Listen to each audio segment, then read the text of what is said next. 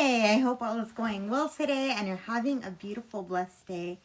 Today, I want to hang out with you and gush a little bit about my friend John Lloyd Young. You guys have heard me do this before, but this concert, you guys, that I went to on Friday was a brand new set, at least for me, because I had never seen this set done before from him. He started doing this particular set in Vegas, and the set that he did was a mix of 70s and 80s music, which he called Solid Gold. So, the mix included a lot of songs. I think I counted about 15 songs in the set, but the standouts were Boogie Wonderland, which the band opened with before John took the stage. Another standout was If I Can't Have You.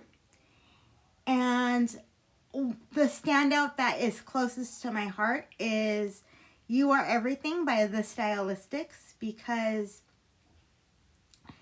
that song was my cousin Yvonne's favorite song, and so every time I hear it, and particularly when I hear John do it, I get really emotional because I think about Yvonne and I think about how much she loved that song.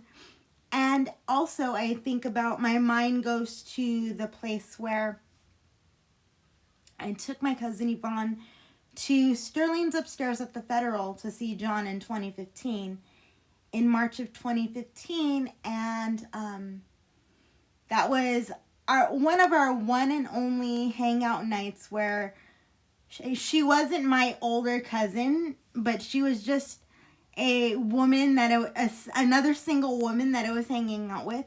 So that was just a special, special moment, and I wish that I still had that picture of Yvonne and John. That way I could post it and show it to you guys. I think it's in one of my old phones, but so when I come across that, I will post it. But continuing my story about this night, another standout was Let's Just Kiss and Say Goodbye. So those were the standouts. And for me, those were the standouts for me. And so the concert was awesome as always. John is always a person who he's not a person who simply stands up there, sings a song, says goodnight, and there you go. He puts his heart and soul into what he is saying, as if he is saying it for the first time, even though it might be the 1,000th time he has sung a song. So that is part of what keeps me going back to his shows. And I also wanted to put my 2 cents in, as it were, about how I met John, because but that is a very important part of why I love him so much. And also, it was the question that was posed to certain audience members who actually got to go up on stage after the show, because in lieu of meet and greets, they are now doing kind of talk back interviews where the owner of the club will have John and his accompanist / music director, Tommy Farragher, on stage, and they'll talk about different things that come up, different subjects that they want to talk about, different things that they want their audience to know. And so this night was very, very special. I actually went to the show on Friday, but he did do a show on Friday and Saturday. So I went to the show on Friday and I bought the show live stream for yesterday. And during the talkback, which is called the encore interview, John and Tommy and Brad, the owner and runner of Vitello's, were up on stage, and they called people up because they had their names on sheets of paper. So they called people up to the stage and interviewed them, and those people that were in the hot seat, as it were able to ask John and Tommy a question, and in turn, Brad would ask the person, whoever that person was, when they first met John. So I want to go into my story about when I first met John. I first met John Lloyd Young on October 13th, 2014 at Sterling's Upstairs at the Federal in North Hollywood. And when I met him, okay, so I don't want to go into when I met him just yet. But when I first saw him in concert that night, he actually tried to hold my hand during Hey There Lonely Girl. But I would not let him hold my hand for whatever reason. I'm like, oh, no, dude, I don't know you yet, so I don't want you to hold my hand. And so I didn't let him hold my hand, but we ended the night giving each other a hug. He took 2 pictures with me because I infamously am a person who closes her eyes a lot of the time during pictures. And we had thought that my first picture with him, that my eyes were closed, which we found out later that it wasn't. So I doubled back and I asked him permission to take another picture with him. And he said sure, he would. So we did, and we hugged and said our goodbyes because I did ask for a hug. And I remember him saying, how can I say no? And at the time I thought, okay, this is a one and done thing. This guy was awesome. I'm a fan now, but I don't know how I'm ever going to see this guy again. So I thought it was a one and done thing.